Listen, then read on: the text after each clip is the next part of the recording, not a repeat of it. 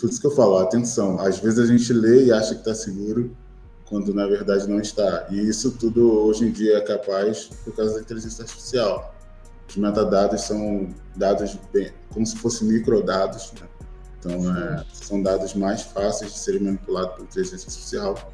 Elas conseguem fazer, então, um processamento massivo e aí obter bastante informação.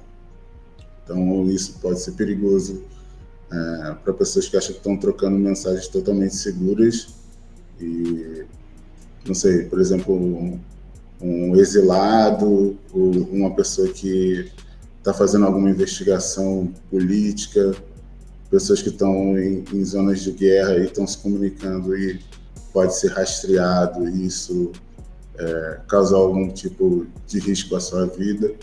Atenção, educação e acesso a esse ferramental. Então,